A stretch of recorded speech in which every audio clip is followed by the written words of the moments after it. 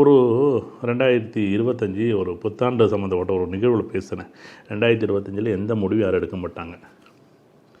அப்பயும் நான் சொல்கிறேன், ஜோதி ரீதியாக சொல்லலை, எடுக்கக்கூடாது, எடுக்க மாட்டாங்க. என்ன ஒரு 2026 எலெக்ஷன் வச்சுட்டு நீ என்ன இப்படி சொல்கிற அப்படின்னு எல்லாருமே கேட்டாங்க. இன்றைக்கி வரைக்கும் இந்த டிசம்பர் மாதம், இந்த 2 மாதம் இந்த வருஷமே முடிய போகுது. ஏதாவது முடிவு எடுத்துருக்கீங்களா? ஏதாச்சும் கட்சிக்கு ஒதுக்கீடு பண்ணியிருக்கீங்களா? இல்லை பூத்து கமிட்டி தான் அமைச்சிருக்கீங்களா? இல்லை இந்த தொகுதி உங்களுக்கு, இல்லை இந்த தொகுதி எனக்குன்னு பிரிச்சிருக்கீங்களா? ஏன்னா இது ஒரு முடிவே இல்லாமல் இது என்னென்னா, கடைசி நேரத்தில் இருக்கக்கூடிய முடிவுகள் எல்லாமே அவசரமான முடிவுகள் நல்லா இருக்காது. பார்த்த அனுபவங்கள் பார்த்திங்கன்னா நிறையா இருந்துச்சு. அதில் ரொம்ப ரொம்ப கண்ணுக்கு முன்னாடி இருக்கும்.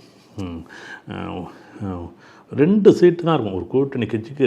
உதாரணம் 7 சீட்டு 9 சீட்டு ஒரு கூட்டணி பேசும்போது 2 சீட்டுக்காக அந்த கூட்டணி வேண்டான்னு சொல்லும்போது ஒரு பெரிய வெற்றி வாய்ப்பை இழக்கக்கூடியது. எப்பயுமே இது கூட்டணி ஆட்சி தான் அமையும், தனிப்பட்ட ஆட்சி அமையலை. ஆனால் கூட்டணியாக இருந்து தான் அதை செயல்பட முடியும். அப்படின்னா நல்லது கெட்டது இருக்க தான் செய்யும். இன்றைக்கி நல்லவங்க கெட்டவங்க அரசியல் இது நல்லதும் கிடையாது, கெட்டதும் கிடையாது. ஆனாலும் வேடிக்கையில் இருக்கக்கூடிய நெருடல்கள் இது புரியுதான்னு தெரியலை. அதேமாதிரி பிஜேபி இருக்கக்கூடிய நெருடல்கள்